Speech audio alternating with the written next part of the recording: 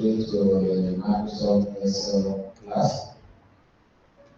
And this is also an introduction to the programming class. So it comes across data science and data analysis. And this is very critical for your growth and success as a data scientist or a data analyst.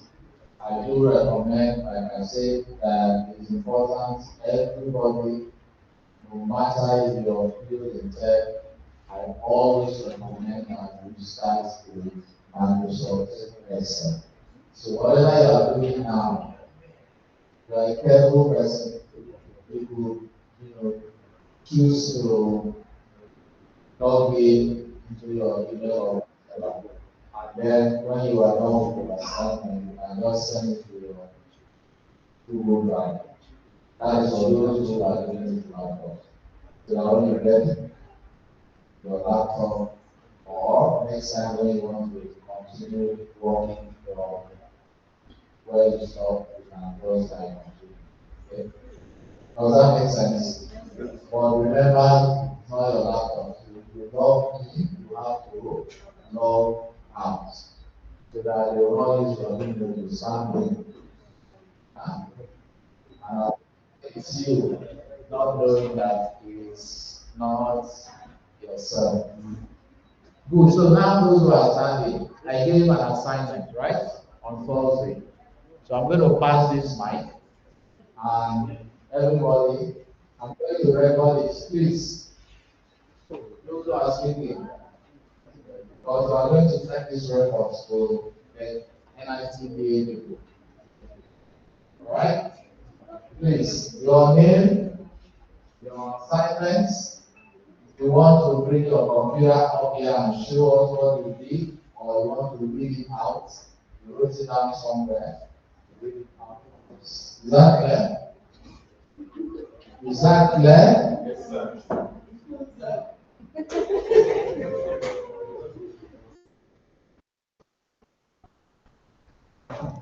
All right, so let's listen.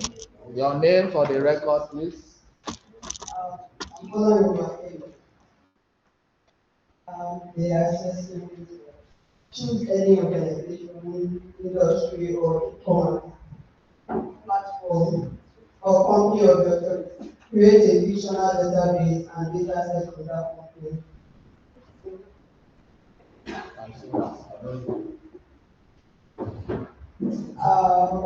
My database is family group of companies. Okay. So my columns I have sector, revenue, number of employees, rank, location, and percentage of revenue. Under the claim, I have sugar, pasta, national sector, plastics, oil and gas, cancer, food, transportation. Under the sector, consumer goods, like 5 on the row, on columns, the business support, agro-allied, logistics, business support, water management, agro-allied, and property management, the revenue, the numbers of the amounts they make per payment sector, the number of employees the rank of each sector, location, and percentage. Good. Well done.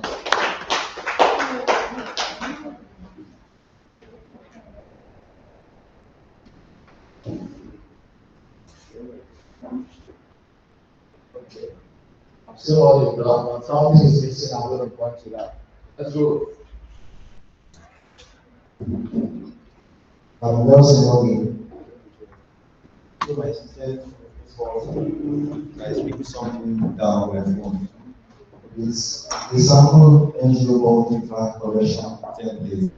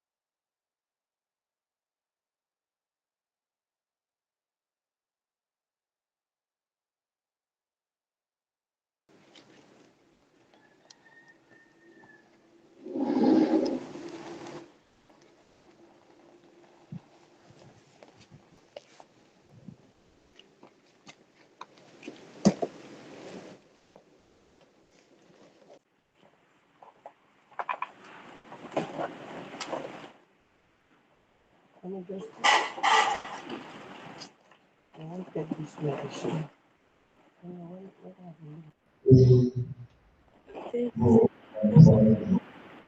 and work for IPT Health Foundation.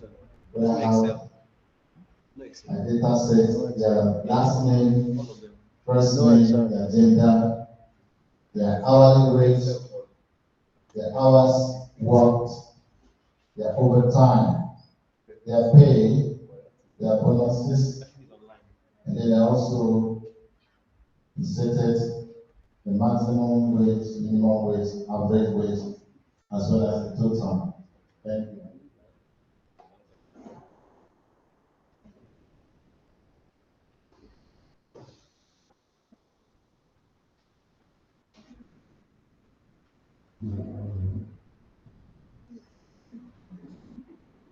Good afternoon, everyone. My name is Francis Effiong. Also studies data analysis.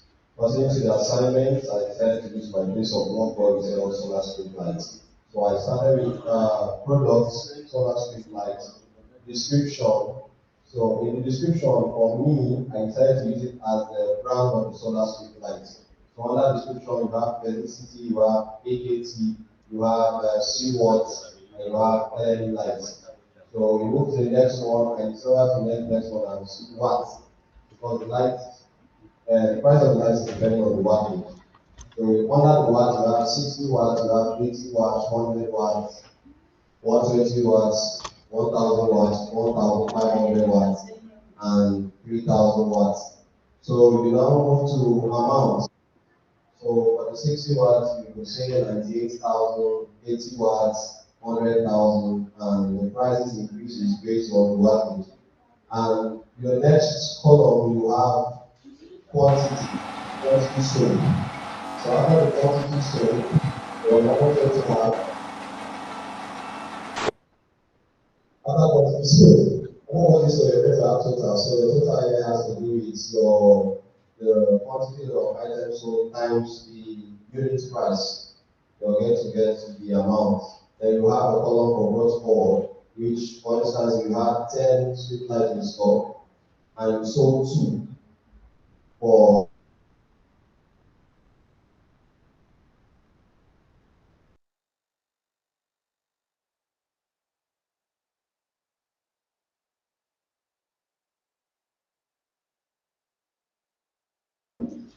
That table, are they done? Someone there.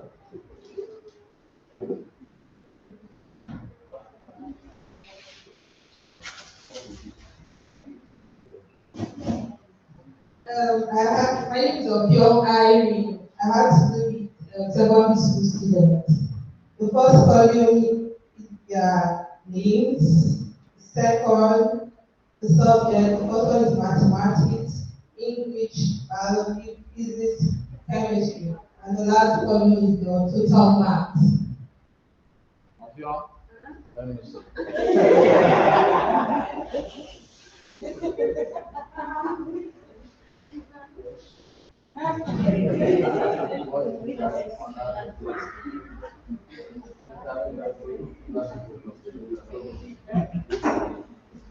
There was a cut.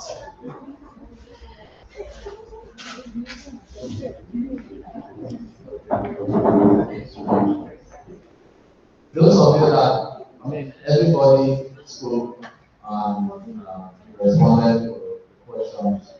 But from what you heard, which of these people do you think went extra? Which of them went extra?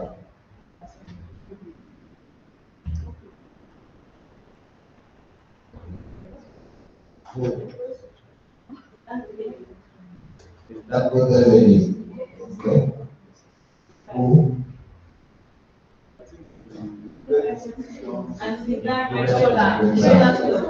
Solar. Now, okay, all right, please. Do you have this book? You have it. Do you? Come, please come.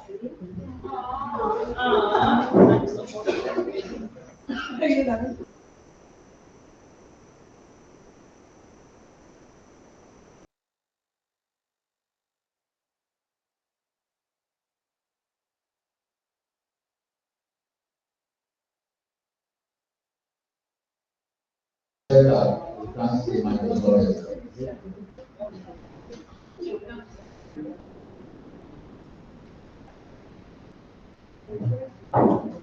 So we agreed that we're going to bring our mind back, but somehow I kind of forgot that the hopefully next time we meet, we will talk today. I think Christopher is not here. Christopher and the other,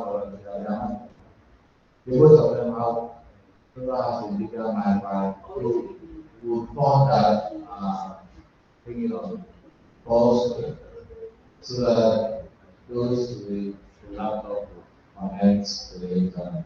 Does that make sense?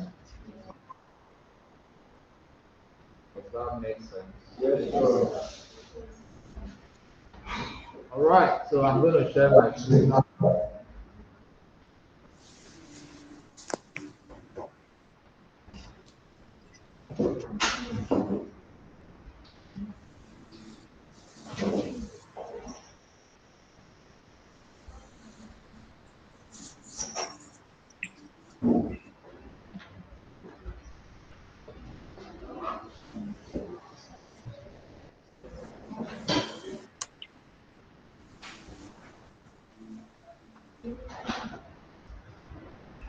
There's something I wanted to say before starting.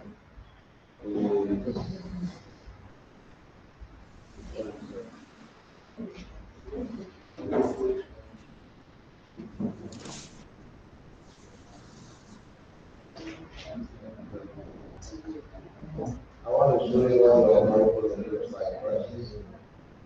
Are we together? So, we've all read is what's computer programming, data and information, bits and bytes. I spoke a lot about this on Thursday, right? Yeah. Bits and bytes, variables and data types, data structures. My job is not, the problem some of us who actually use these tools have is that we know the things that are important. I'm not saying theory is not important. Read, understand the concept so that you can appreciate the data, so that you can appreciate what you are doing.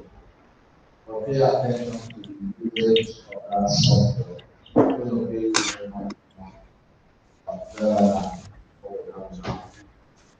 So I won't waste my time to go through all of this anymore.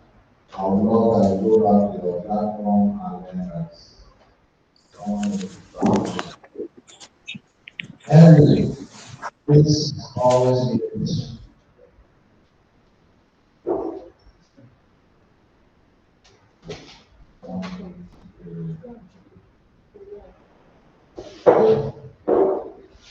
So, introduction to the programming, foundational skills, portions, operating systems, algorithms, all of that. Introduction to data.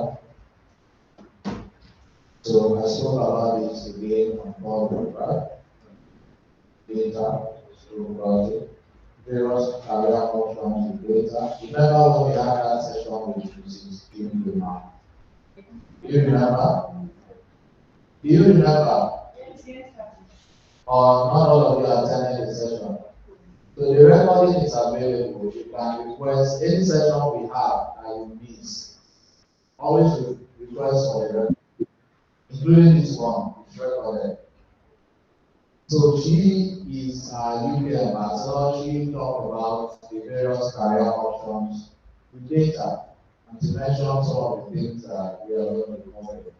Introduction to data analysis. I did that on Thursday. So most of these are some of the things I talked about on Thursday. Today we'll be looking basically at the practice of one of those things I spoke about, which is the Microsoft Excel. I would love that you pay absolute attention so that you don't say I'm too fast. I'm just looking at the curriculum again to be sure all of you are on the same page with me and I with you.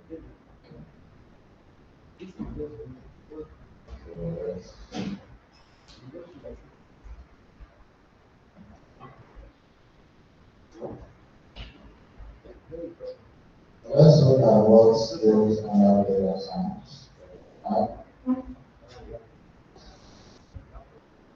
So this is for data analysis, and we're starting with programming. We feel that people have used already, so we started with programming language. Or I yet to learn.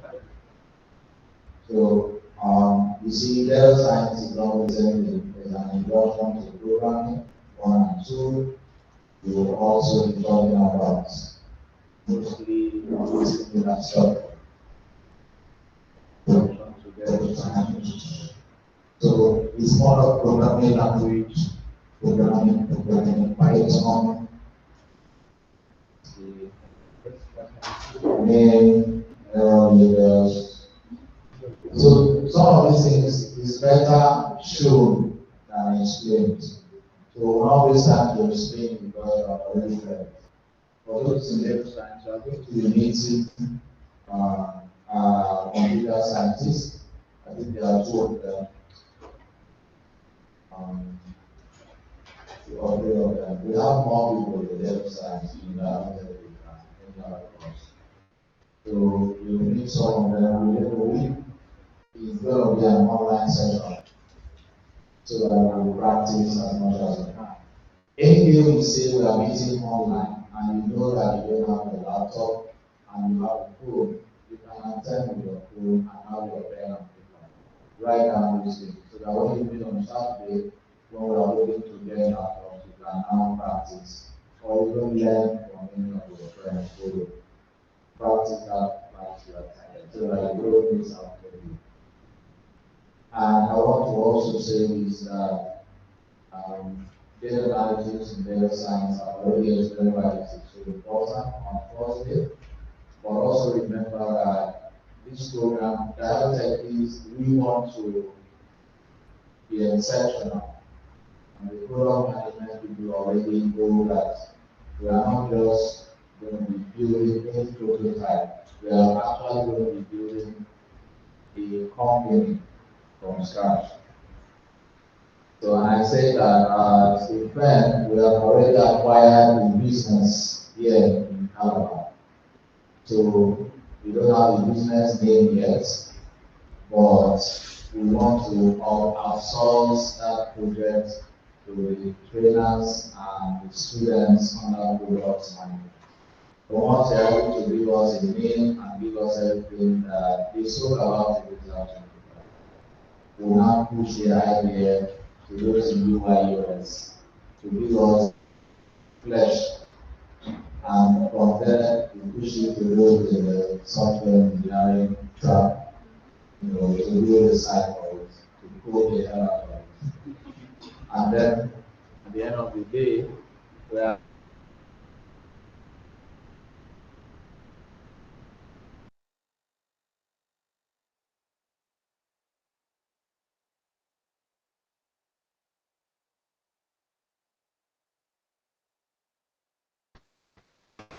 so at the end of this training, you will turn back and see that you did not just build a prototype, but you participated in building a real life company or a real life company or business from scratch, and you participated in it.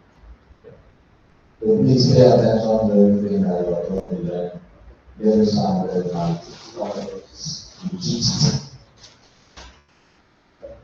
Now I'm supposed to share this material with you guys, but I don't know, I'm taking myself debating whether I want to design electoral policy. So because you say you start by being Very basic. in Microsoft Excel, we have rows and columns, right? Oh, I'm sharing my screen so they can see from the screen. They have rows and columns. B, C, D, E, all of these are what? Columns, right? Just remember, as you are standing, you are a column.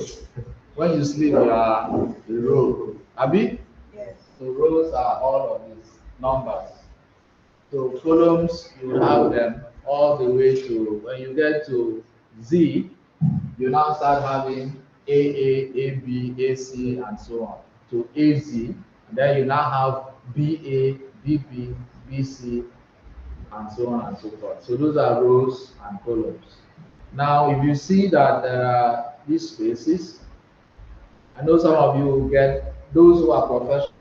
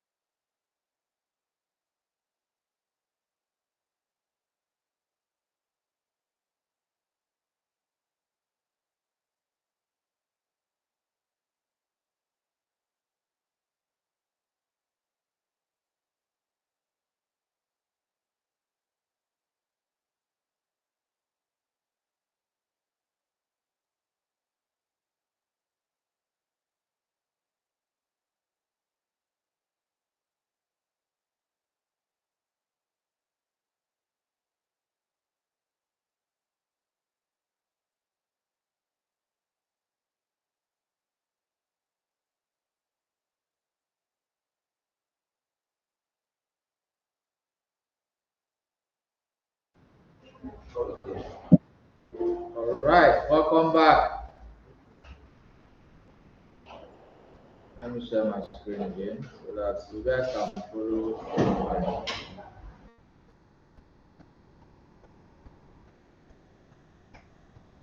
So we are done looking at rows and columns, right?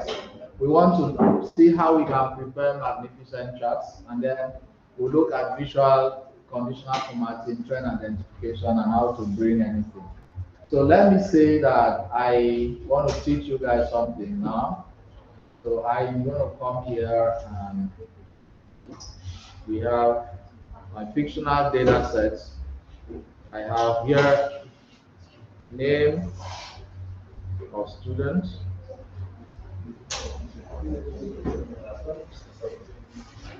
university, and then what? Tuition fee. So let's try something quickly. Who wants to volunteer? Give me your name, your university, and your tuition fee.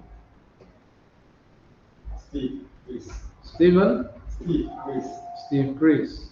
Okay, which university? University of Alabama. Unica tuition fee. 185,000 bucks. Okay, so all right. So let's take 3 more persons. Who else?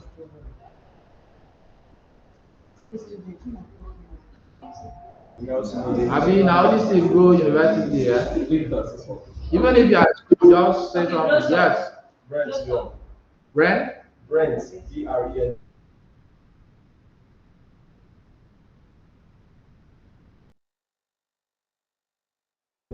Okay. Recruited. Yeah. 72,000. 72,000. Right. And who? Blossom.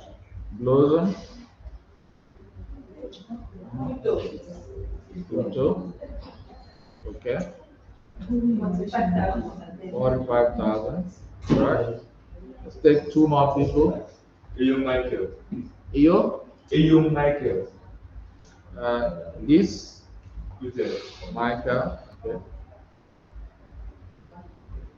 Michael. Protect.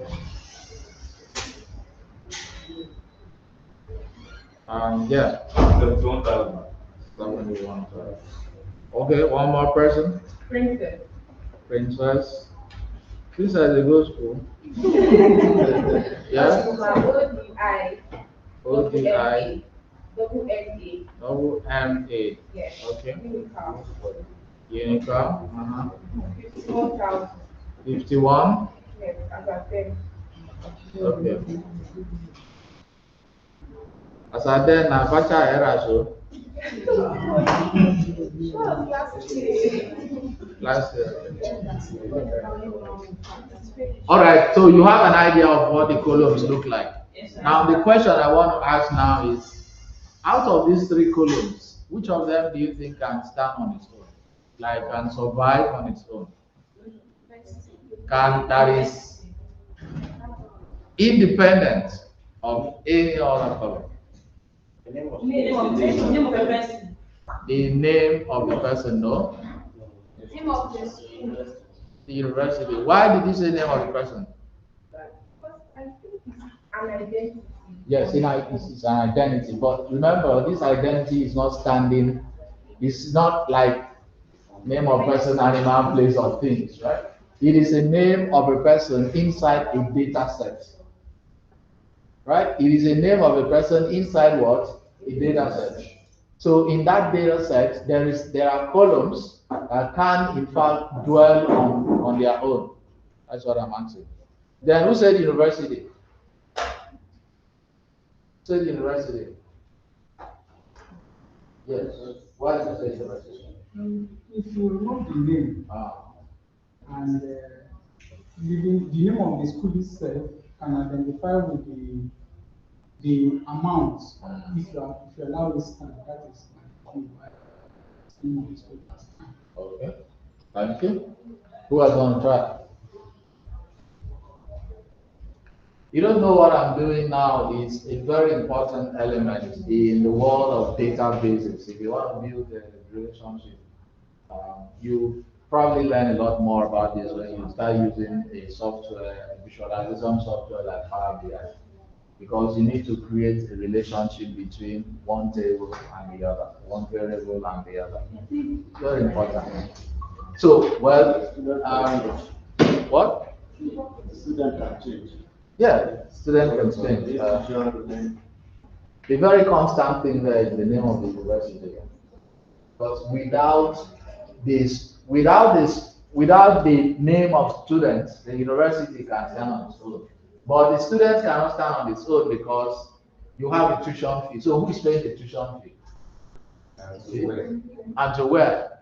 The university can stand on its own. You can say, please get, you can even call the data set university data set, or university database, or university something, right? You can say, which university did you go to? You could ask that very one question, but you are going to have different names, okay? You're going to have different variables telling which department do you belong to in this university. Unical can stand on its own, but every other department inside Unical cannot stand on their own without depending on Unical. Do you understand?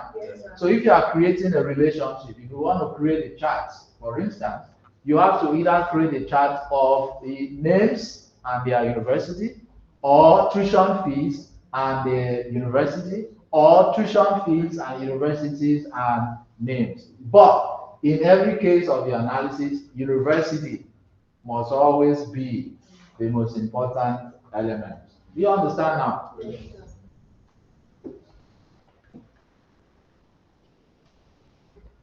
It just they like to collect marriage list from your village. There's one old man that is always secretary to marriage list people. Whether it's your sister, your brother, your father, your neighbor, anybody, but there's always that central person that everyone depends on to get something. Maybe in your family, the primary key or the primary column could be your dad, could be like the pillar. He's the one that gives money for feeding, money for this, money for that, money for that, money for that. Without the man, all of those other things cannot exist. So now, if you have created your fictional data set, the next thing that we are going to do now, I'm going to show you why, before we proceed.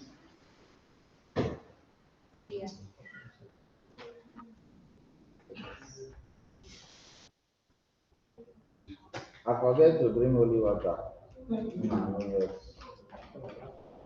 Mr. Ina, okay. I don't know if you'll be sticking around, or you in a hurry.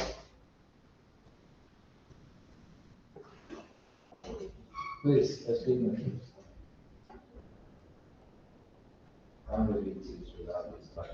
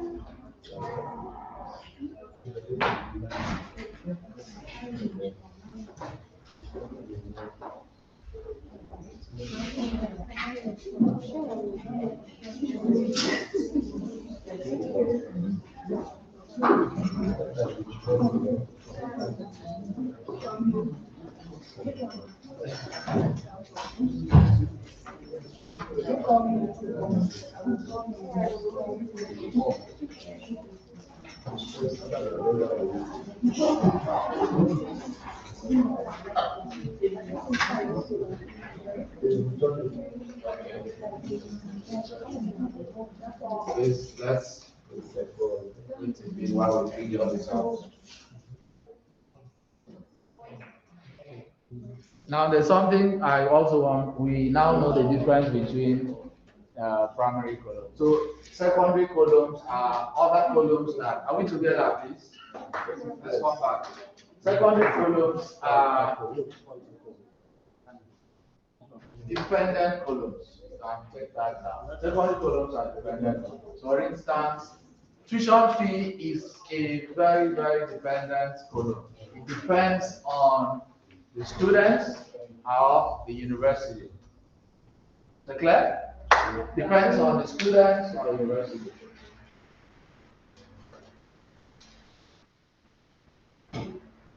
So you cannot stand on the screen. I wish I would have time to talk to you guys about Power BI, but if you look at your curriculum, it's not even there. So you guys will need to find a way to learn.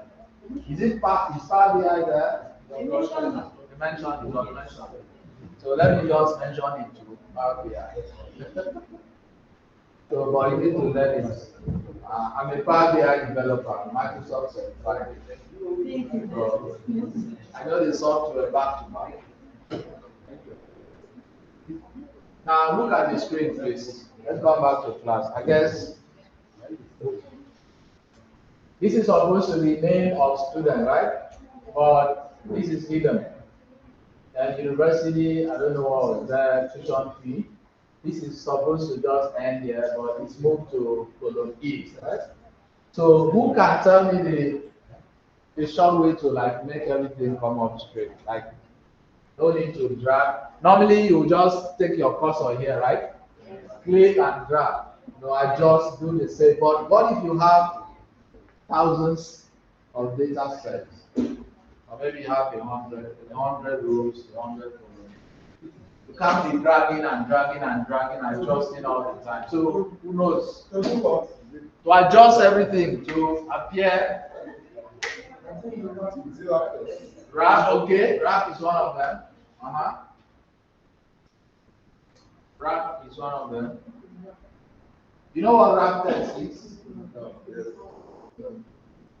If you know what wrap text is, please answer. Wrap text, only one person. Wow. All this one, I think saying I can with one wrap.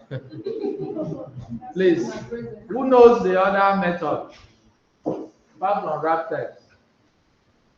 Okay, so let's do this quickly. There are three of them. First, please look at the screen. If I click outside, oh, online people, no vex. Now see the. Okay, you see here.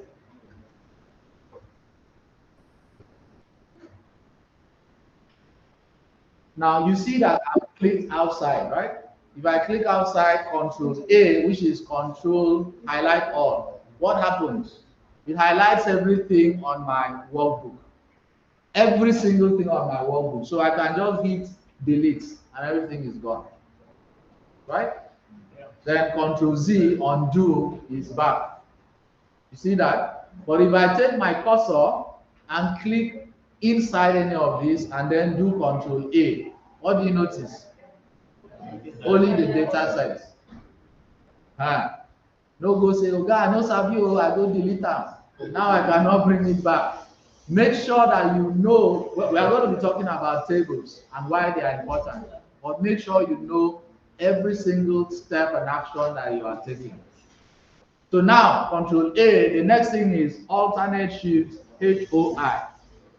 Did you notice that? Everything is adjusted. Okay, so that's the first method. I'm going to undo that. Second method is yeah, I don't need fast now. Control A, alternate, press, hold, shift, alternate shift HOI. HOI. Right? Alternate shift together, then HOI in that order. Write it down. The alternate key, you have a laptop, look for it so you find out where it should be.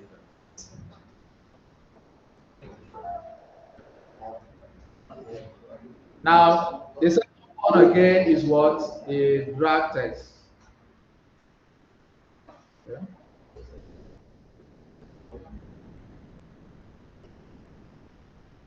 So this is the other method we know. Please look up, please. We are dragging this to adjust, right? Keep adjusting and all of that. That's the second method. Now, the third method, you come over here, wrap text. So you go to your home tab or home menu, that's it. And over here is your wrap text. You see that? Now, depending on the laptop you are using, sometimes you may not see wrap text written, but you are going to see ABC with a dash moving this way, right? Pay attention to those icons, they are very important. So if I click on wrap text, you are going to see that this is what happens, right? So wrap text is like just bend down. Take what again? What did you say? Okay, I'm going to undo this, right? That thing is supposed to be university, isn't it? Yeah. But now we have university, why not go? Right? There's somewhere for your room now, be your village. We need to bring it back. So what do? You take your cursor down there. This is home menu. You click on wrap text. And that Y is going to come and then you see it. Right? Do you understand now? Yes, sir. Good. That's the second method. I'll be the third. And last, I know. Now, when we have a large data set, I may not do any of this. I may simply come over here where you have that plus. I can just double click and everything will it will sabi body. They will say, yes, I have heard you. So I'm going to do my alternate shift, HOI, and that's it. Now, who can tell me what else is missing from this data set? It's looking so naked. We need to put some clothes on it. What? Yes, it's already a data set, but not in the table. But we don't want to talk about tables now. There's a place for that. But we want to give it some clothes. The first clue we gave it was to adjust the title. What is the other clue? Borders, okay. Yeah, that falls under the purview of tables. This is all like basic Excel. Something, look at it. This data is very not clean. It doesn't say anything that is useful to an accountant. Why? The amount, come on. You know it now. And you all know how to insert amounts, right? Yes. You click, highlight, go to here. Since we're in Nigeria, you click on more accounting or formats. And then a dialog box will appear. Open the symbol, right? And then look for your Naira.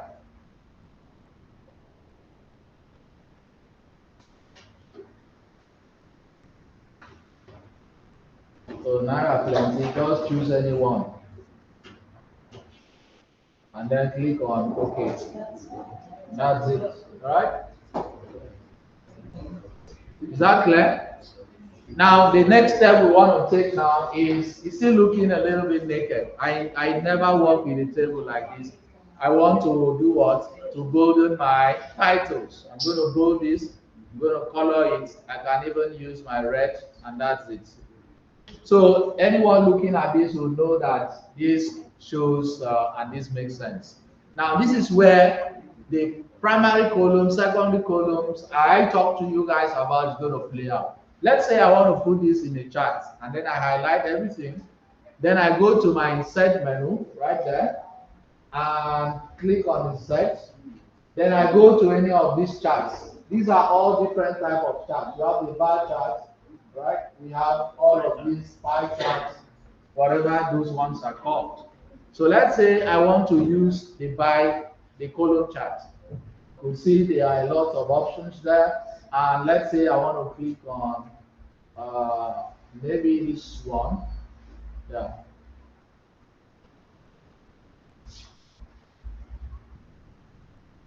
So you see,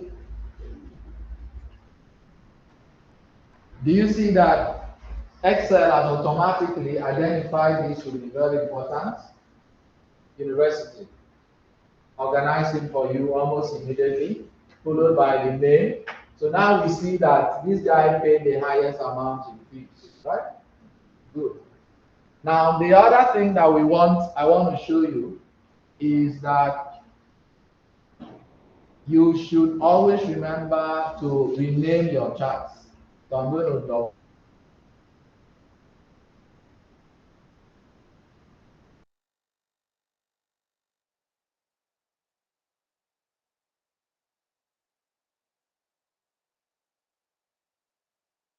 Are we together, please? Do you understand up to this point? Yes, sir. Yes, sir. You will not have this opportunity to learn this thing. After now, we are talking about some other more serious thing. This is the data set we had initially, isn't it? Now we have a chart from that data set. By the way, who can tell me why do I have this thing here? Space. Yeah. Thank you. So what do we do to correct it? You expand. No day like some people where go call their manager, oh God, they see hash. How much they there? And then they will say, this guy, where did you learn your Excel? And you mentioned DaHel Techies. No be done that so. Please, any question on this? No question, good. So next thing we want to play around with these charts. Now, if I click outside, you see that my columns, or rather tabs, start from file to data mining, isn't it? There are no extra tabs. But the moment I click on this chart, what do you notice? Chart design and formats appears to show you that there are actions that are specific to only that chart. So you can click on that chart design and you can choose any of these colors. All the thing I'm doing, people are doing it immediately and right now I'm moving around to see them. So I can play around this, okay?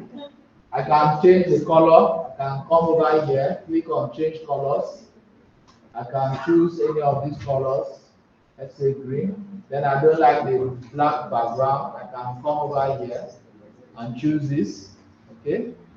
Then I can click here, right click, and then click on format chart area.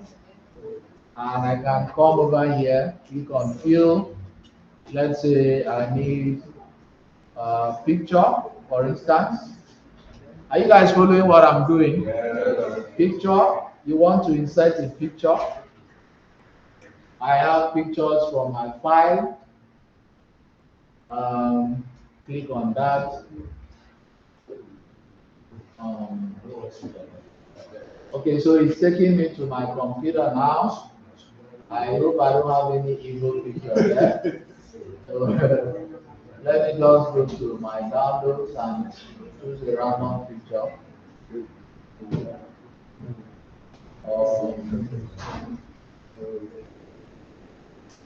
Okay. So, which one will I use now? Okay, let me say I want to use this picture of the phoenix. Now, I could just go to the internet and download the image of any university, right? And then come over here and then insert the image. So, you see that? Now, it's looking too loud. I can come over here and where you have transparency, you can just come and reduce it a bit. Right? So I can have the background picture could be the picture of my university or any university at all. So, of course, all of you know how to do this, right? So I'll move around now with my cane. We are moving. So this is what I need you to do, right? Now the next thing that you know you have to do, getting started, is trend identification. But I want to tell you something before we go over to trend identification. Let's draw another incredible data set. Um, let's have another incredible data set. So this time around, we are going to title this data set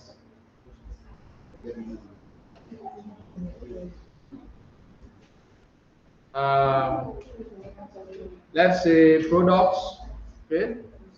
and year, and then amount. Okay, because this is an exercise, let me.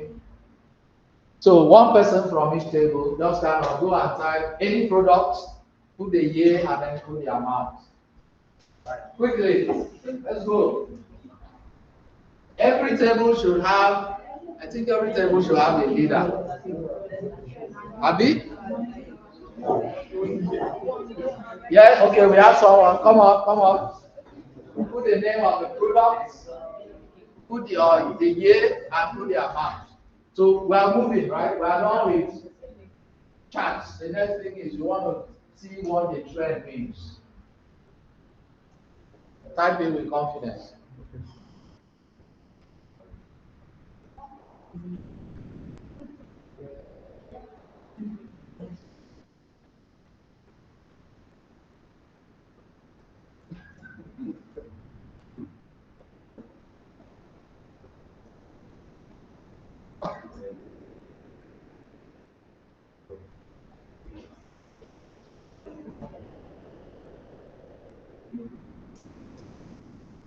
Yeah, you will put any year, but make sure it's not the year that you die.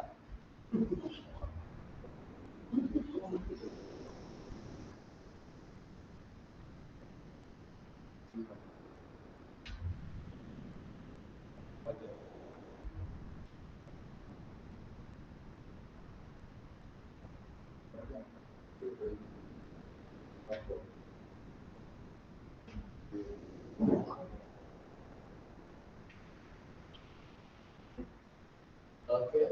All right. Is that 14 million or 1.4? 14 million. Yeah. What? No, don't worry, don't worry. Just relax.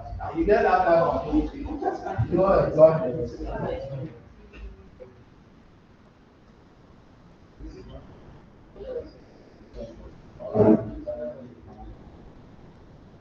That thing doesn't work like that. There's a cadence. You need to like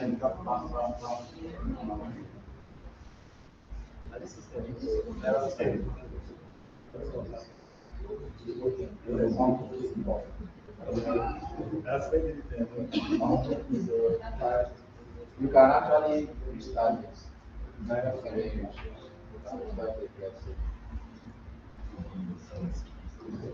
Let's them fast, fast. I don't know.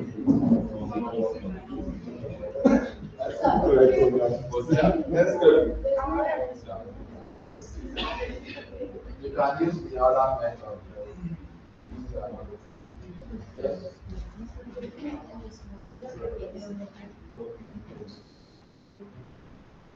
You have to share with someone.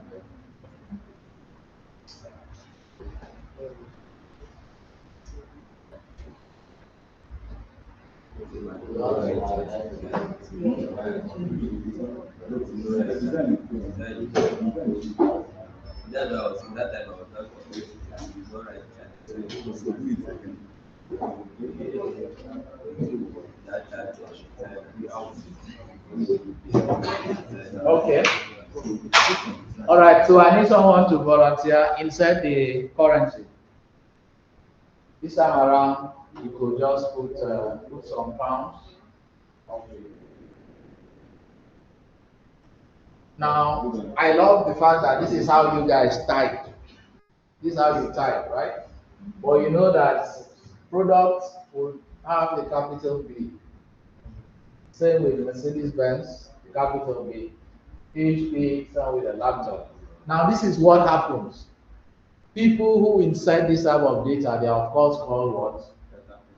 Data entry specialists, right?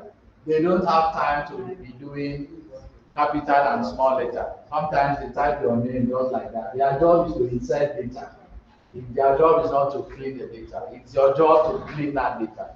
So when we proceed in class, we are going to teach you how you can use a formula to change everything that is small letter to capital letter. Who did this? Okay. So who can correct something else on the table from what we've been learning? Who want to try? What else is left to correct that? You've forgotten the title? Have to bolden it, color it, and all that. So, but normally, who want to try? Normally, yes. Normally, if you are using a table, it takes care of all the colors and fonts. I want to use this to teach you guys about trends and how you can insert them on your chart.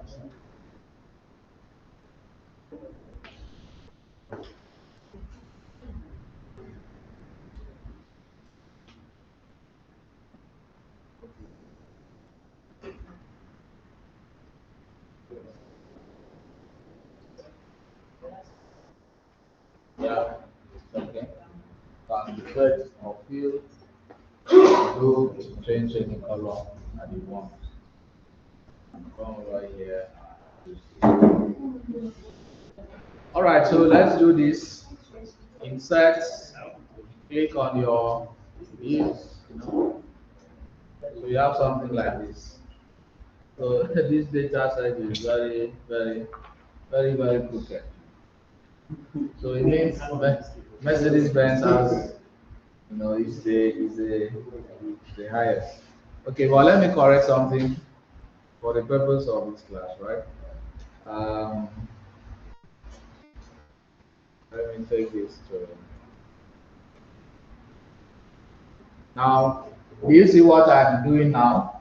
I can choose to correct these numbers here or here. This place is called the formula bar, right? And this is where you see the name of your cell. So right now I am in cell D31, meaning I am in cell what? Column D, row 31. Okay? So if you want to see where you are, it shows you, and this is where you have your formula bar. So let's say I can come over here and put maybe 2 more zeros. Come over here and put 2 more zeros. Do the same here. Put 2 more zeros and click outside. So let's see how it looks like now. If I click on insert and click on this. Yeah, it looks better now, right? We can change the track title to something else. Let's call it product. Product what? Huh?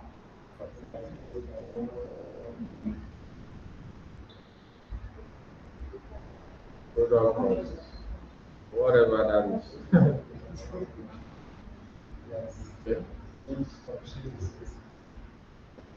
So we can edit it the way we want. You can explore any of those chart colors and all of that, or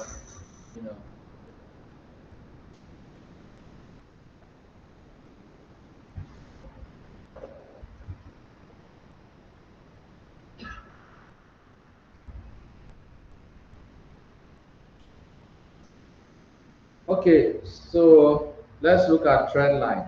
Okay, have you ever, if you made 200,000 naira in 2020 and you made 250,000 in 2021, and you made 300,000 in 2022, what is the trend like?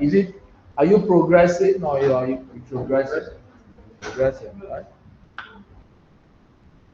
If you are born into a poor family and you love poverty and you just keep going like that, you are actually progressing, isn't it?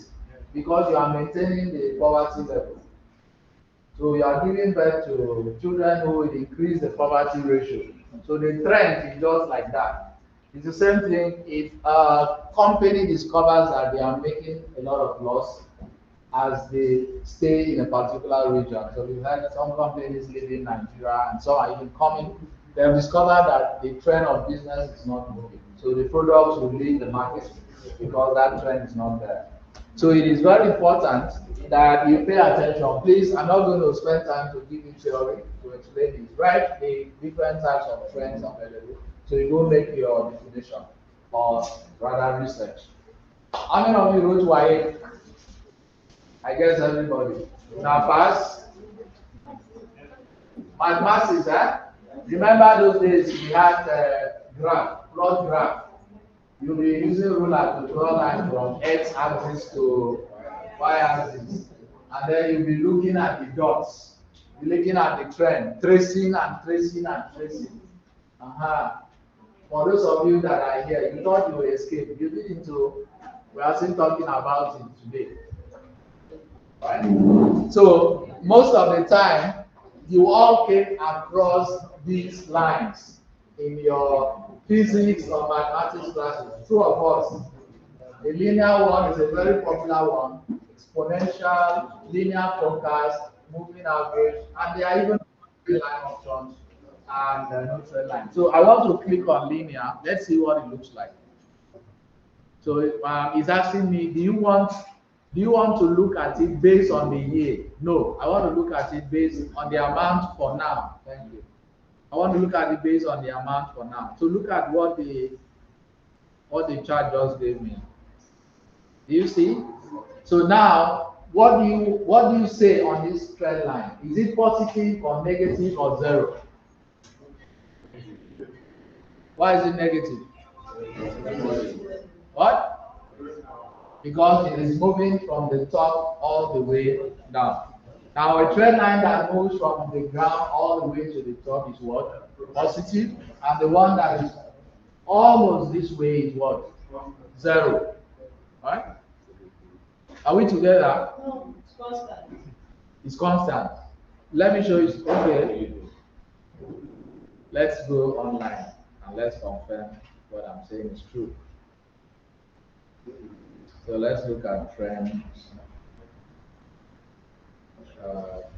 Trend lines. Look at images. Yes.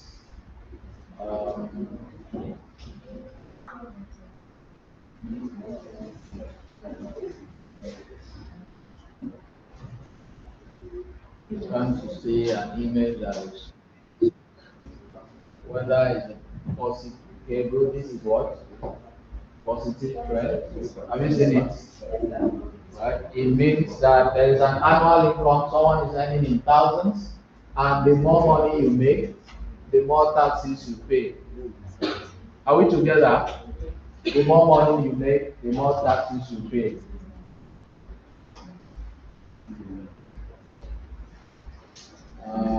So anytime you see any line moving from zero upwards, that's really positive. I'm looking for another trend line that shows the trend line.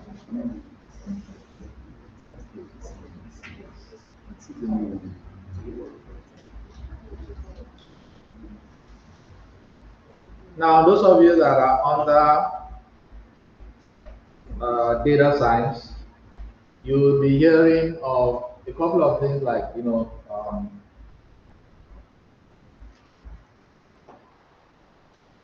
be seeing most of these diagrams, especially when you want to test and train a data set. I gave you guys an example of the cat, the picture of a cat on Thursday, and then we looked at the classification of what all those means. We discovered that it is a software engineer that will classify that anything that has whiskers and appears this way is a cat. Human beings have that intelligence. If I see you, I'll know instantly that you are a man or a woman. It's supposed to be that simple anyway. But these days, it's not that simple. So you have to ask, what is your gender and all of that. So I guess this diagram should explain something, right? So this is it, right? Positive trend, negative, and it says no trend. Constant or zero.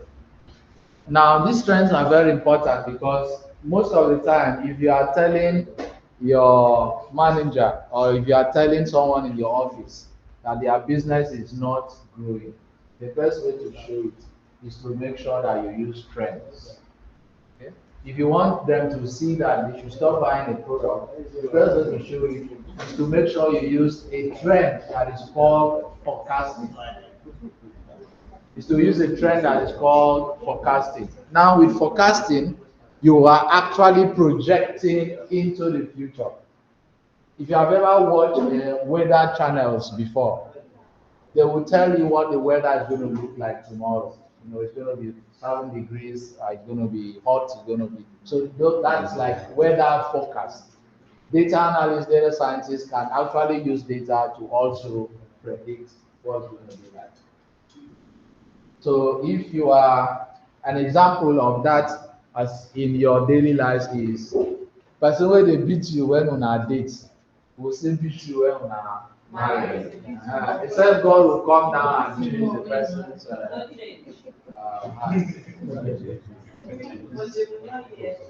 So and then for the guys, person wey dey ask to transport every time, whether she get you no get, you don't think that she will change when you marry her. They will double the money. So whatever you have experienced, whatever data you have collected from a human being, the best thing that can happen is that that person is going to have a forecast. You are either exceptionally good or exceptionally evil. There's a story of a man who had challenge. Are we still in class? Yes. It's a story of a man who had a challenge stopping smoking. I'm a data analyst, not a moralist. So when I tell you this story, just know if you smoke, it's not my bloody business. But I'll give you the data and statistics of those who smoke. That's my job. He wanted to stop smoking, but he didn't. It's a habit, very difficult to break.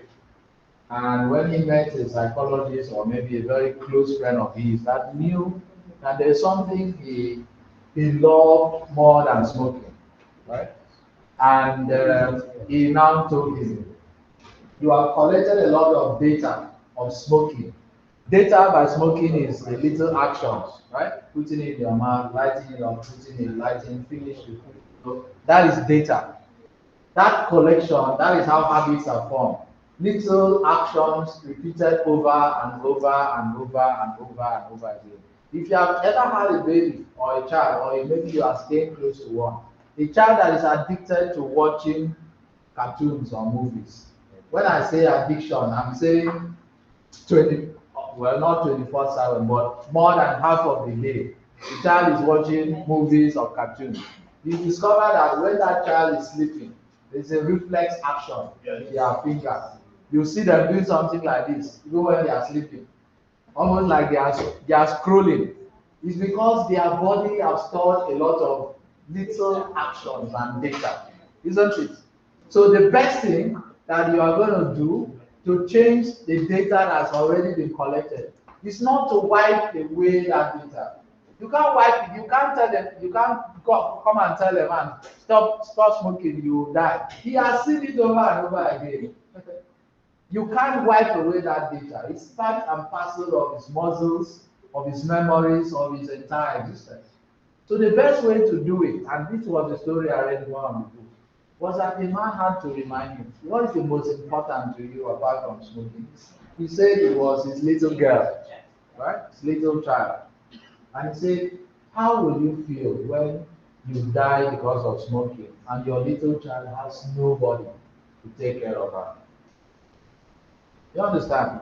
So what that day was a redirection of purpose, right? A refocus of energy. So anytime he wants to smoke, he's having a conflict now in his brain. Conflict of, I am going to lose my child if I keep doing this. And because you have introduced a new set of data which is conflictuous in the man's brain, he is beginning to have lesser actions taken from that smoking. So he begins to reduce those actions. You understand what I'm saying? Yes, sir. That is, if you are a good data analyst, you understand the psychology if you are analyzing data for any business. You don't just come into a company and you say, Asabi, this one are data more than gas. Everybody here goes buy. No, you don't give people that type of impression because you are good with the data. Because a data analyst should know how to manipulate that data. You can say, you know what? We have discovered that instead of not selling this product, we have discovered that a particular region in this state loves this product. So don't just stop selling the product. What you need to do is focus more on selling the product to this region because they love that product. So you are not telling them to do away with the business, you are only redirecting your data insights to focus more on where it's going to be productive. It's lesser action. So the person that is very abusive when you are in a relationship and you want the person to change. God is a miracle worker, but I'm telling you as God's servant from his throne, he's telling me to tell you that data is very hard to erase. That is not the guy will slap you over when you are married, right? So the only thing, if you are in that anyway, if you are slapping your person, continue. It's not my business. I'm just using this to teach so that you understand what I'm saying. The best way to overcome those actions really is the fact that you can reduce the frequency of your slaps first and foremost, right? But the best way really is replacing those actions with even double of, when you say you have repented of something, it's not really by words of mouth. It's really by, the actions you've taken. You have a child, Daddy, I'm sorry, but the next time you are still doing it, no. Daddy, I'm sorry. The next time you won't do it. So your father will now register in his heart, okay, he has the right to do that thing, but he has replaced that data with another data. So the new data you are now getting is the one that will now stick. So that it is very easy to now forget. You may remember or forget, but it's going to be easy for you to now remember there is a new data that is in town, and you can now work with that data. I hope we are together. So that is why this is very, very important. Your managers, your stakeholders, they don't have time to look at the data the way you have looked at it. But you can explain what you have done. If you met a company on a negative trend, right? How did you make the company to be at an equilibrium, especially if they got loans to have their business? How is it that the company can be paying the loan and they are this equilibrium? They are constant, meaning they are not going forward, but they are also not going backward. Can you explain when you are presenting that data? That is why you are going to be so important. And then when you get to this point, can you now explain what happens that you move the company from this trend to this trend? That company will never let you go, because it means that they have given you something and you have made good use of that data. So that is your second assignment. The first one, you create a fictional data set. No, that is not your second. Listen to the assignment now, write it down. First one, create a fictional data set. But for those who have created, create a chart. Make it beautiful. You can do whatever you want to do with the chart. Make it beautiful. That's the second one. Or the third one for those who have done the first. And then the next thing is create a trend for your chart. Let us know whether that company, that thing you are doing, is it moving upwards? Is it moving downwards? Is it constant?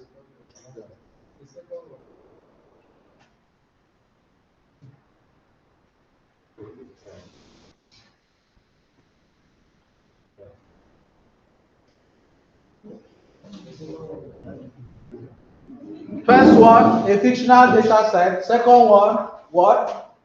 Create a chart. Third one is what? Create a trend. Yeah.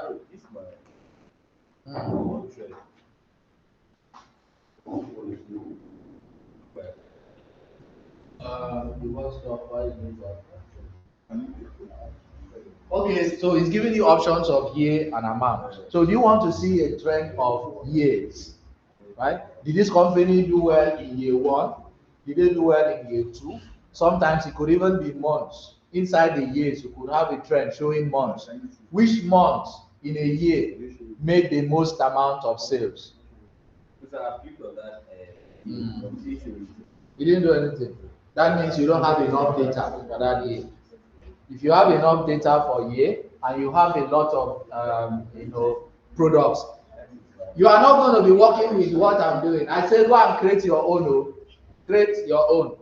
So we are moving forward. Let me check my time.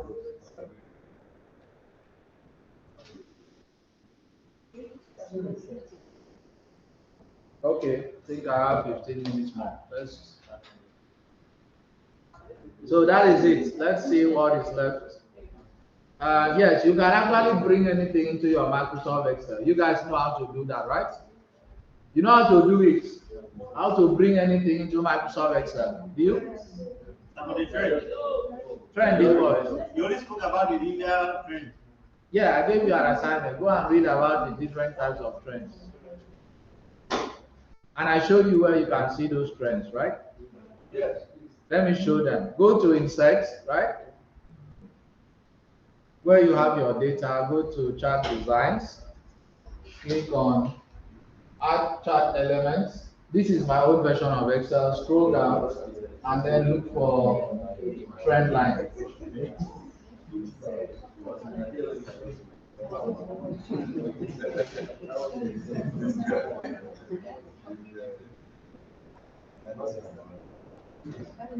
So, do I need to talk about any of these, or all of you know what they mean?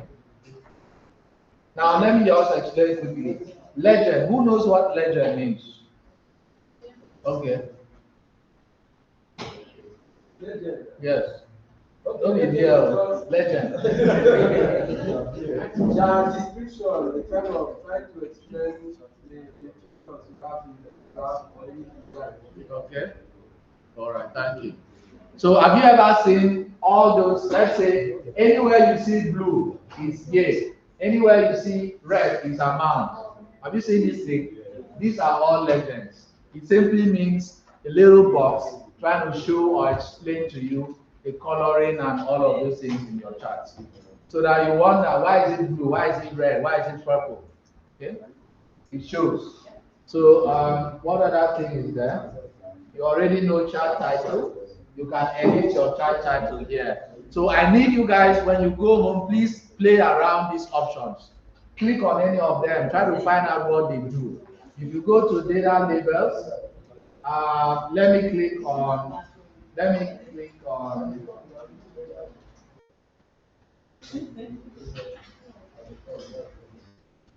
So do you know that the first time these numbers were not there? They were not there at the top, right? So when you click on data labels, it means that you want to see the numbers. So you don't just be tracing. So now between 100,000 and 150 million or what, you now have 14.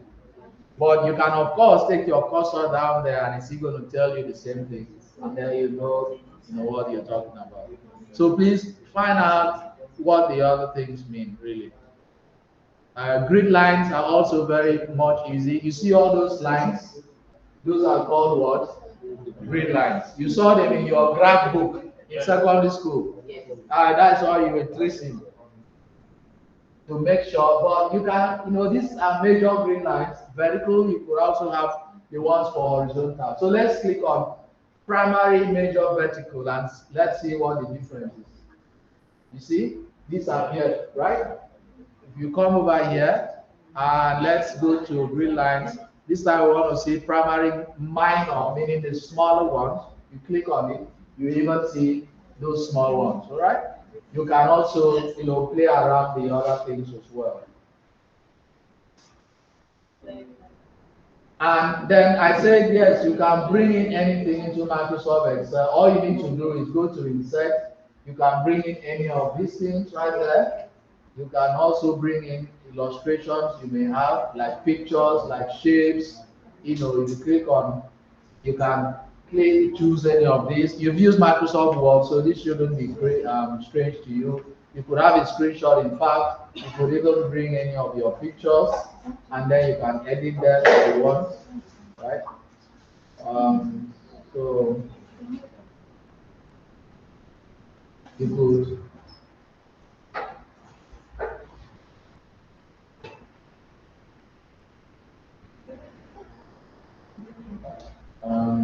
where is that thing? Did I just insert something? Or it just disappeared? Okay. This is supposed to be me, but I don't know why I look like this. So you can actually edit whatever thing you can remove the background if you want. I think these are things that all of you can do.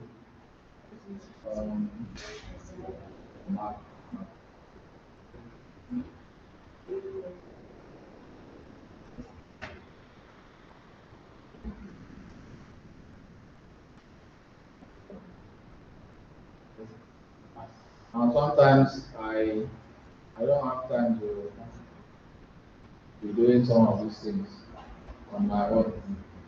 So it's just good to know that Microsoft Excel can take care of most of this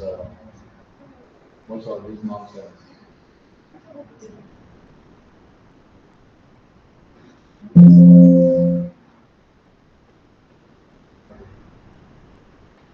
Yeah, so that's it. See, the background is removed. So whatever you are doing now,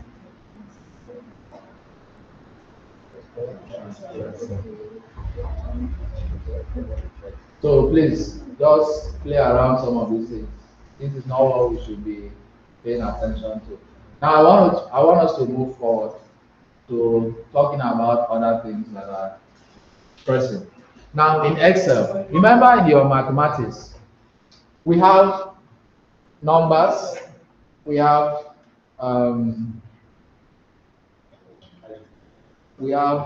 certain actions that you have to insert in order to have a solution. Like 2 plus 2 equals to 4, right? Yes, sir. Now that is the law of mathematics. You add a number with another number, but before you get the answer, you need to put the equals to sign, right? So equals to sign, the law of mathematics shows that you need a solution. But in Microsoft Excel, the reverse is the case. Microsoft Excel says, before we give you your solution, tell us that you want to start a formula. And the best way that Excel understands, you either use equals to start your formula, or you use the plus sign. Not so many people use the plus sign. I rarely use it myself, but it's good that you just know. So you have to start your formula with equals to, and then you write the description of what that formula entails. It could be sum, mean, max, any of the lookup values, mean, whatever it is. And then when you write that, you now open a bracket and then insert. Remember, in mathematics, it's always 2 plus 2 equals to 4, right? But in Excel, the reverse is the case. So you now put the equals to sign first, and then you now put the numbers, all of them in a bracket. So let's practice that. We want to use 3 methods to solve for sum. The first one is the alt plus equals to, okay?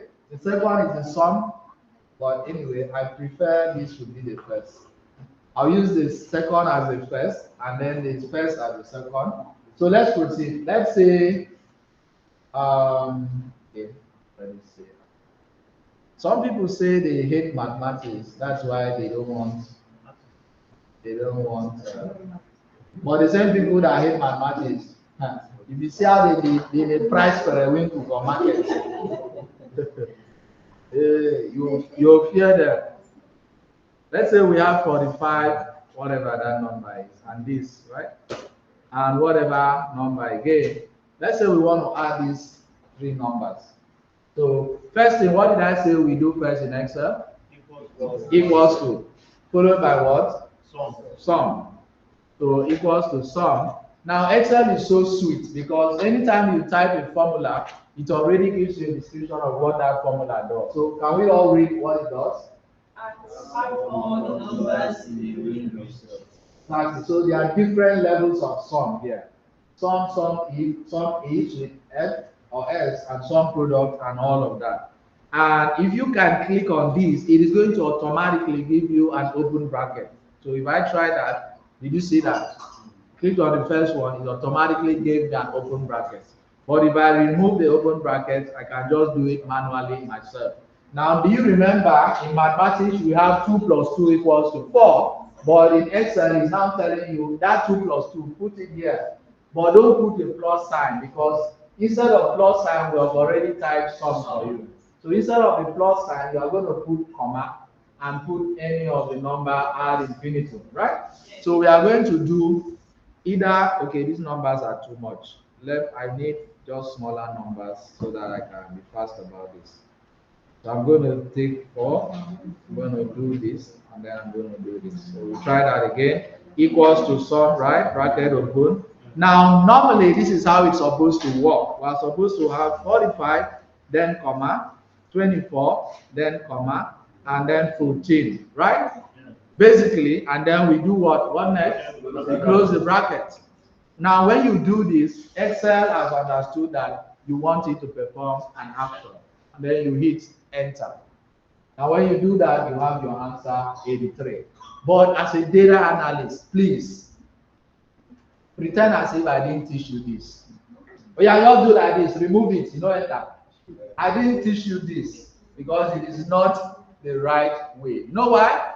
What if somebody wants to provoke you or make you angry? You have 100 of this type of numbers. The person will come and say, "Hey David, I just discovered that we made a mistake in our data set. Please, can you wipe out rows number 8 to 200 and replace them with this new data set?" And because I am not the one that taught you, you will now go and do bracket open equals to sum. You now scroll down to 8, and then removing the numbers manually. By the time you finish, maybe you take 8, 9, 10. By the time you are done, maybe you get to 15, you discover you are hungry. Don't try this method. Who knows the best way to do this? Yes. You highlight. Why are we highlighting? Yes. Never you use numbers in your calculation when they are not important, right? Always use cells. Always use cells. Think about cell to be your primary, your home. When you say, "I am going back to my family," what it means is that you are telling the person that your family is important to you. You didn't mention everybody in that family. You didn't say, "I am going back to my father, comma, to my mother, comma, to my son, comma, to my cat, comma, and food where I no warm yesterday, full stop." You don't do that, right? It's not healthy. But when you say you are going back to your family, it means that you have put everybody in different cells.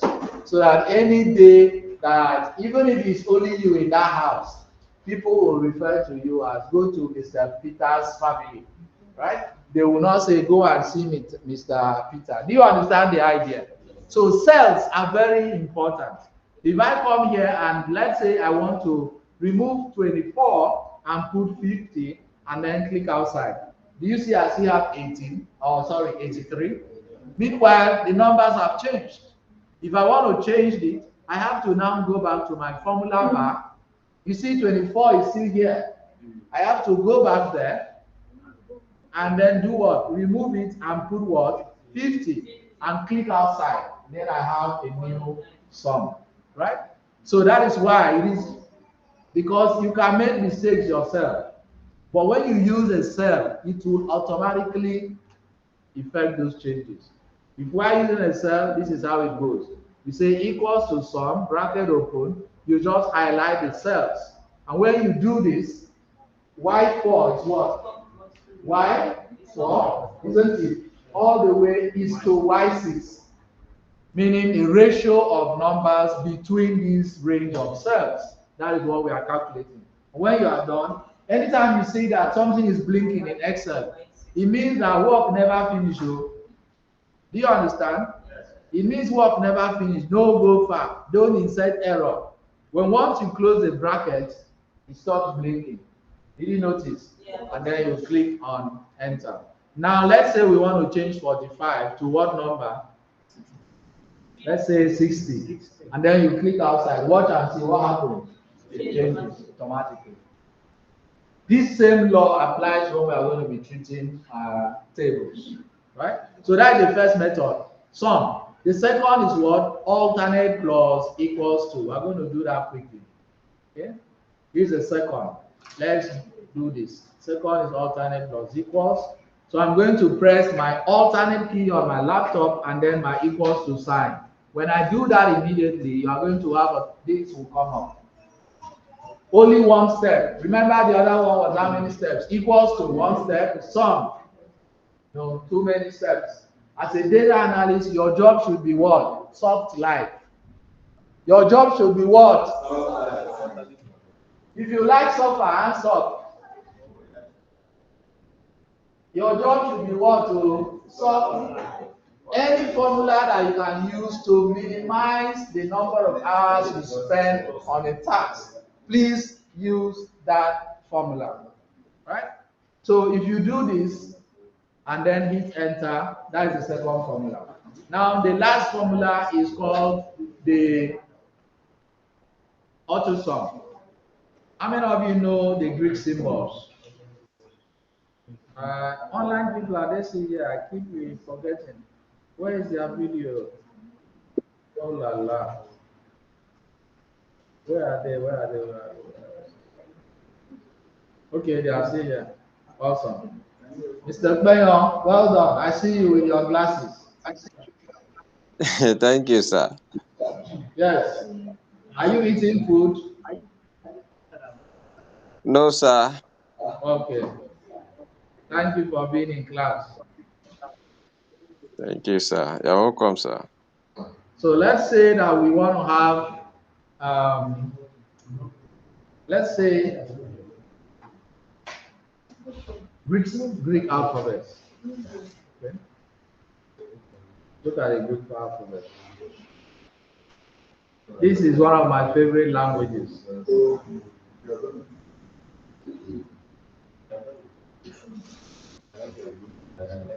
It's one of the languages we were taught 2 semesters during my studies in philosophy and psychology. For those of you that are afraid that you didn't study computer science, so you will not do well. I was on, humanities, and this was one of the languages. It's my favorite because it was easier for me to learn. All of you know some of these Greek alphabets, right? You have seen it in your physics class or your chemistry class. Alpha, when you hear in the Bible, when you say, I am the Alpha and the Omega. If your father says it's your Alpha and the Omega, right? Meaning it's the beginning of the Greek alphabet and the end of your Greek alphabet. So you can use that one both those persons. Very sweet. Beta is another language, right? Alpha, beta, gamma, delta, epsilon, zeta, eta, theta, alpha, kappa, lambda, mu, rho, xi, omicron, phi, rho, sigma, tau, epsilon, phi, xi, psi, omega. Some of you know pi, right? You heard of pi r squared. You know theta and eta. When you are sleeping, there are stages of your sleep. The people that are snoring, those ones, they are closer to God. Gamma, you heard of gamma rays, right? Delta, those were all alphabets that were borrowed from the Greek symbol. I had to bring you here because Excel uses only one of these, which is what? Plus. Which is what? Which is what? Sigma.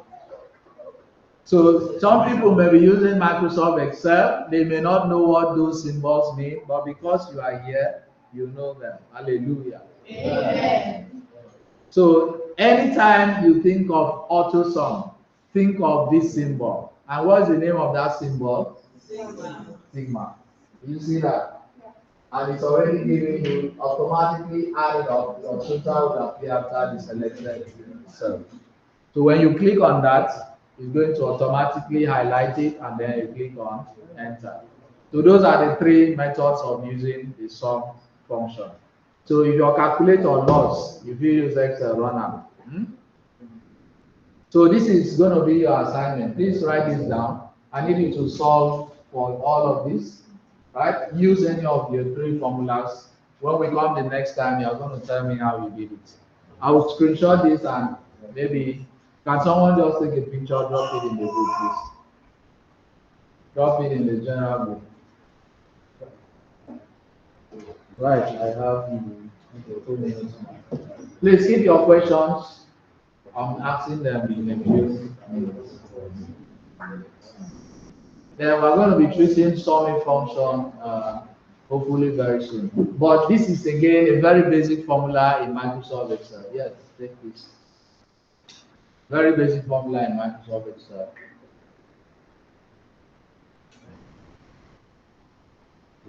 Right. I'm going to give you an example, right?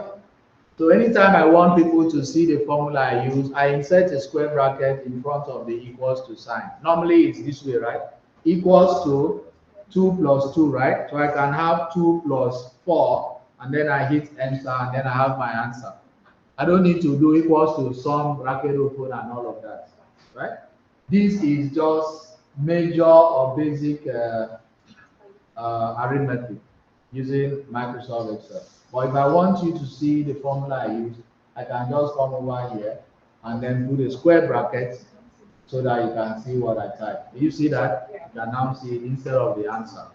So what I need you to do is I need you to solve for addition, subtraction, multiplication, division, and then raise to power. Make sure you insert your formula and insert the answer by this part of the chart. The formulas and answers, I want to see them. The clear? So please, your assignment. Do you understand how I added 2 plus 2 here? Normally it is 2 plus 4 equals to the answer. That is mathematics, right? What did I say in Excel? The reverse is the case. Equals to 2 plus whatever, and you hit enter to give you the answer. So this is basic mathematics, basic. I could as well go ahead and say equals to sum, bracket open, 2, 4, bracket close. It's still going to give me the answer. But for those of you that are selling spare parts and other things, you will not want to do equals to sum, bracket open and close. All you need to do equals to 300,000 plus this 111, and you hit enter, it's still going to give you that. So what I need you to do is replace plus with minus, replace plus with this, replace plus with this and this and this, and let's see your answer. So what do you get? How do you get this? How do you get it? How do you get it? I'm not going to give you breast milk. Find out where on your laptop can you find this function. That should be your job. Okay, let's complete the assignment. Copy it. Please, any questions so far while we run up? Questions, please.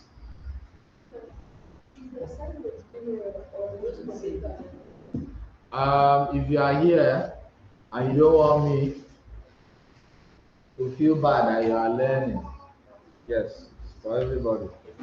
Drop it in general group if you are not in the data analysis and data science. Have you gotten the assignment now? Please be fast. You can take a picture of this, drop it in the group. Then you guys can copy it out. We need to move on because I need to be done with this sum. Okay?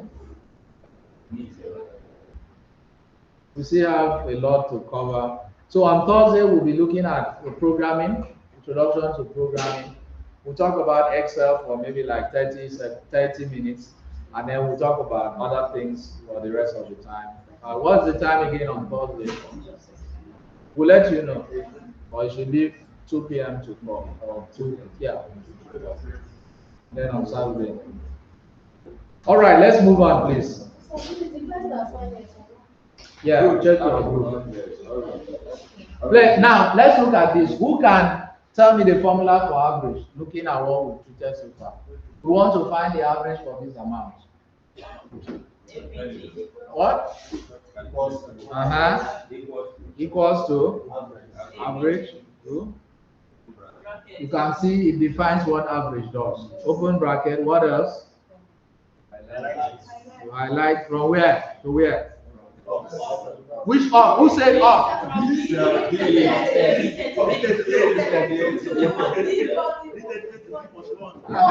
People should talk as data analyst, using Excel. And then you hit what? So that's the average, right? So I need you guys now to go and solve for this. Find out the minimum amount here and find out the maximum amount.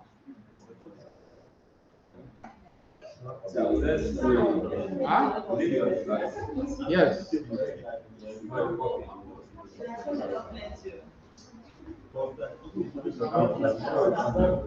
Use a formula, get me the minimum amount there. Looking at this, what is the minimum amount here? 20, Abby? All right, wait, let me ask you something. Let me bring a very big data set so you people can use your eye and tell me.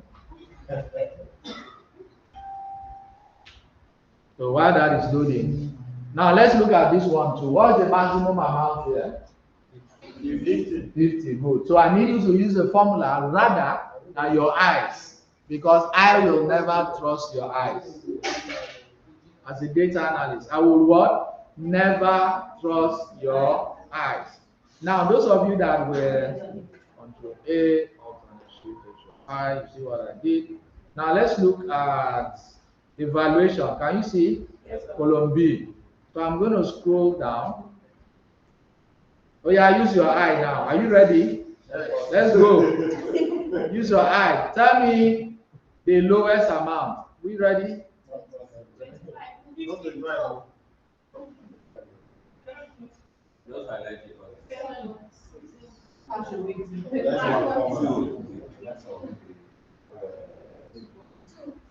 So some of you people that have headache, you will write a number. So you see why it is very important to know these formulas.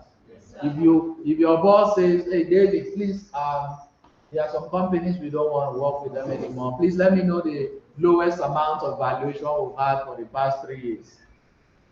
It's very simple. Put this in a table, go to the next sheet, and then drop your formula. Bracket open, you call out the name of the table, and then you put your formula. It gives you the lowest. Or you use sort and filter, which we are going to be talking about pretty much soon. So please.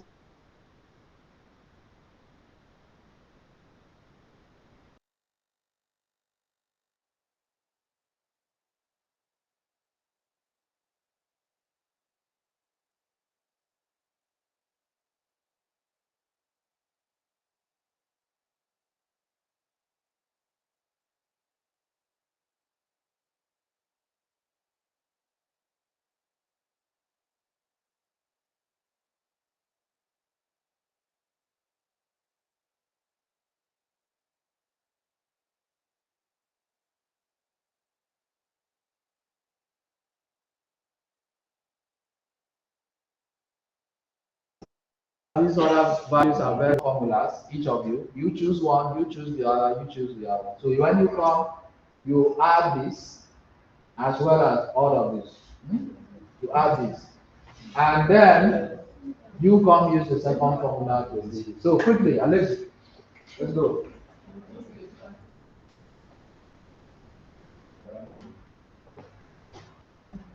Please, while they are doing that, any questions? Did you guys learn anything at all? I know this is very, very basic.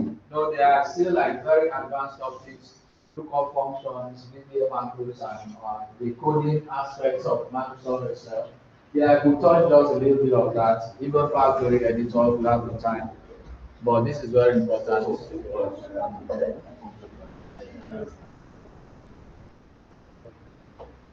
Okay, so I think everybody should look at you. All right. So wait, because next person, please. Use the other formula. But wait, let me be sure that I'm still here with the online people. Okay, perfect. So everyone is going to see you now.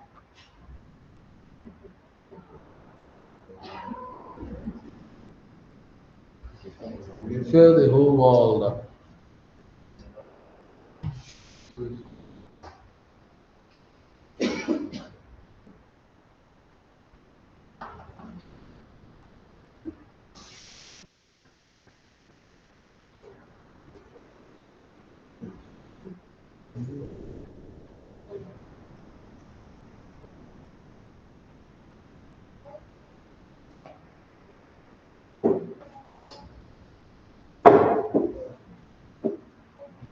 So this table, your job is going to be to use the fill formula to fill these places.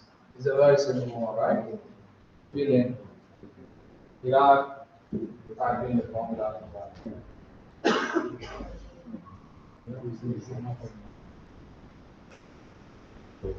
That was supposed to be another formula. You use sum, right? We have three methods of solving for sum.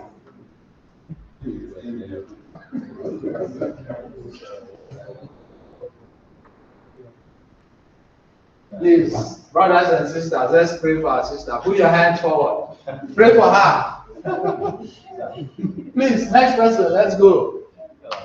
I need another formula, not that one.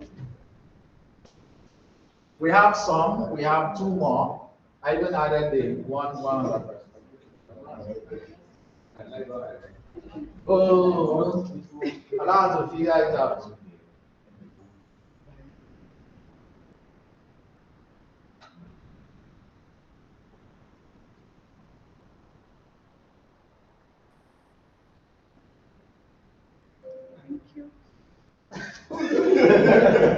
All right, thank you so much. Thank you so much.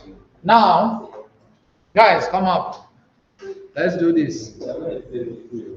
So what I want you to do, you are going to solve for the sum, and then you are going to automatically fill this.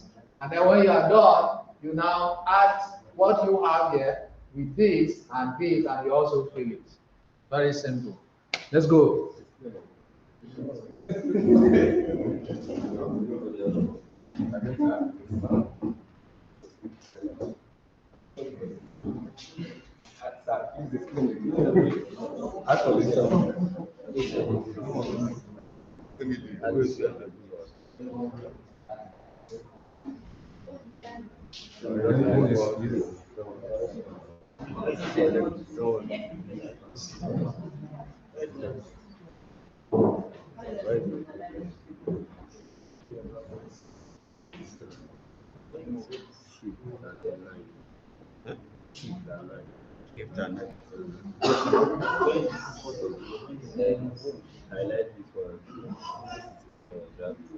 Please, have you all written your names in the agenda sheet?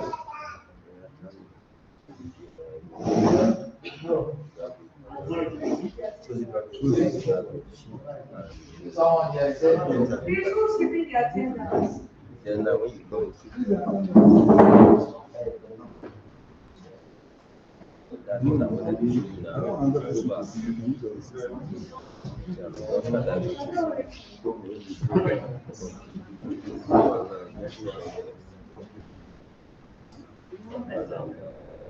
Perfect.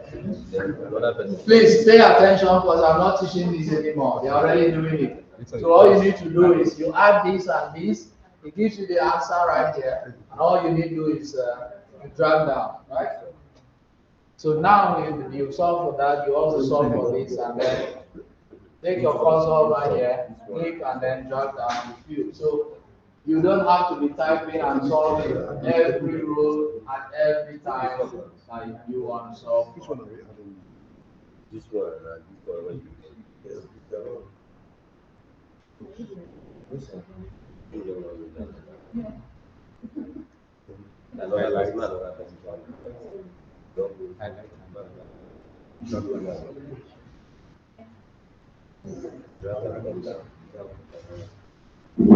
All right, thank you so much. Okay, this line.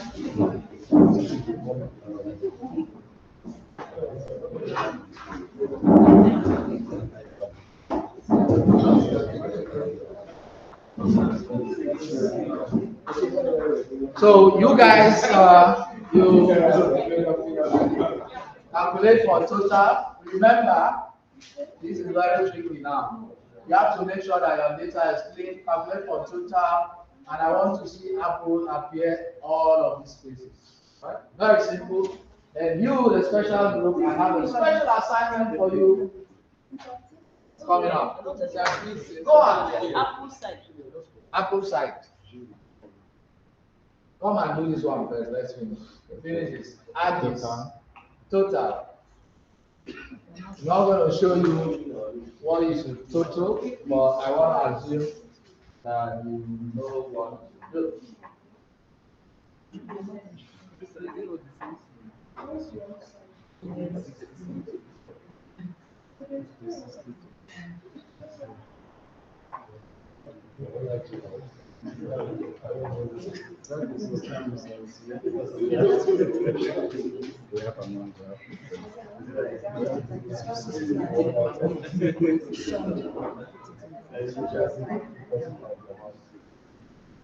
We're confused with having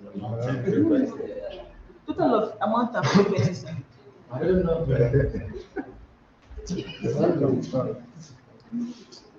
When you see a data set like this, and you see a total column, what do they want? You are data analyst using Excel.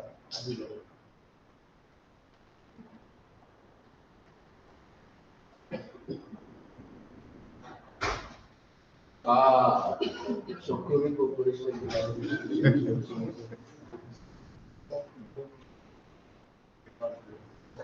Who's that person?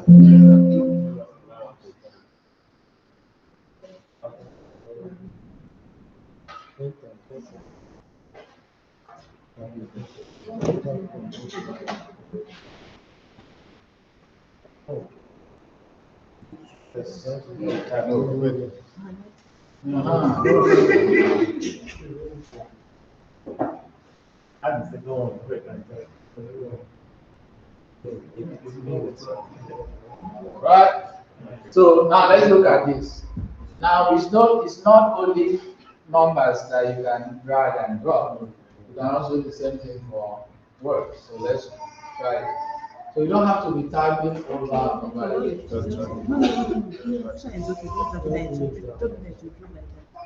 Exactly. All right. Thank you. Okay. The gurus, come over here. Come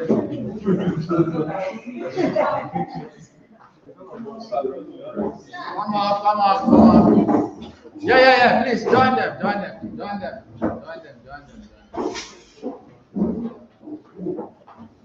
Okay, I know.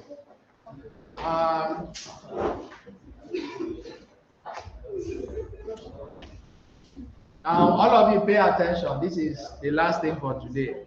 Okay.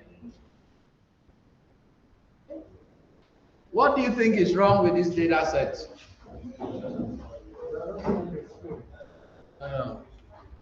Come this way. Right, you have the stage. Come on. Feel free. What do you think is wrong with this data set? Okay, yeah, not really. What do you think is wrong with this data set? No currency. Okay, no currency. What else?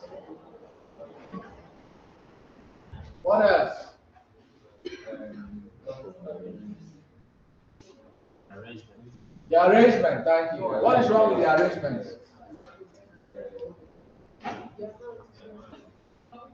No? So normally you are supposed to have an item and amount. Then you have the items here and then the amount here. So I want you, the gurus, to please use a formula to do the thing, to move from like this to like this. Let's go. Now I have given you an expo if you want to read, but you guys are the gurus. Please start shutting down the laptop and so that we begin.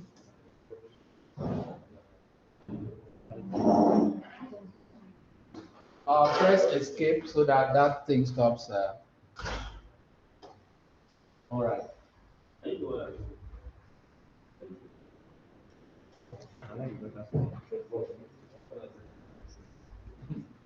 Please write down these things. We are looking at transpose function now. Write them down. Very important. They are testing it out, and we are also using them to learn work. We want to learn how you can take a data set from being vertical to what? Horizontal, and from being horizontal to being vertical. So in case you have this type of data set, don't go and call your manager and say, okay, they do a mistake. Oh, they think it's sleeping right. It's supposed to be sleeping left to left. So as data analyst, you should be able to manipulate this. You don't need to tell anyone that they made an excuse or a mistake or whatever. You're supposed to know how you can take something like this and keep it properly. My people, what's going on?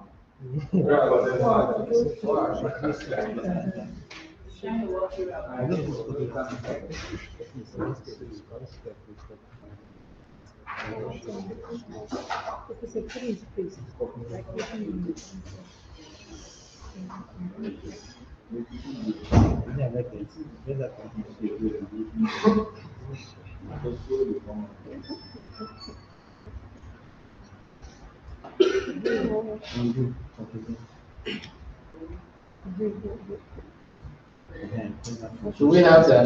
Yeah. Sit down. You are all devoted. All devoted. One sit down. Let's please, this is very important, right? First thing first, right? You highlight all, right? Yeah. Good. Then you go to copy, right? When you copy, it will start blinking. You know that something has happened to this data set. Then you go to this space icon, you open it, right? When you open it, you will see something that looks like this. Can you see that arrow? This is how it appears.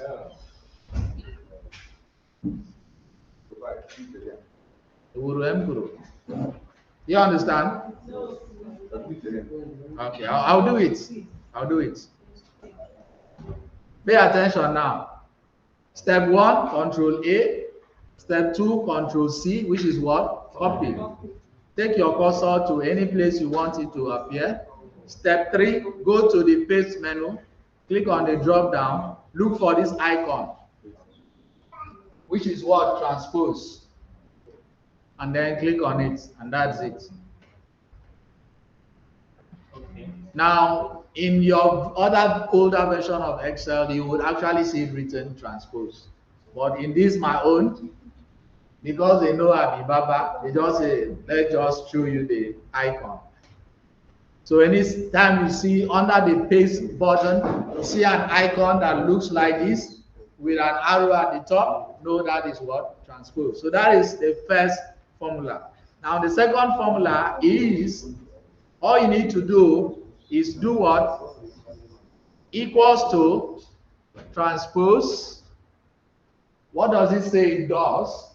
It converts a vertical range of cells to a horizontal range or vice versa. So when you do that, all you need to do now is open your bracket, and it's asking for your array. What is an array? An array is a set of numbers or values inside a data set like this that cannot be worked upon when it is already analyzed. An array is simply a data set that is faithful to its partner. It is not individualized. You understand? It is not polygamized. When once you manipulate a data set like this, you cannot go and delete anything, right? Most of the time, that is a description of what an array is. Other times, an array is simply data set arranged in this way or in the other way. So you can just come over here and highlight everything, and then control, bracket close, and then enter.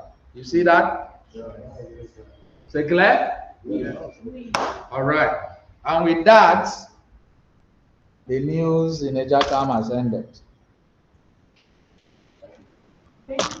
Please let us come up here for pictures. Leave your laptops there. When you go, we are going to call your name. You bring your laptop, right? Bring your laptop and you help us submit it. So let's take some pictures, please. Thank you so much.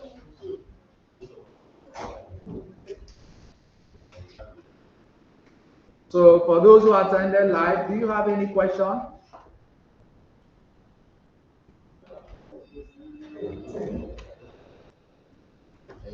Mr. Effiong, thank you so much for attending. Teresa, No, sir. Thank you very much for this. Thank you. You're welcome. It was really impactful. Thank you very much, sir.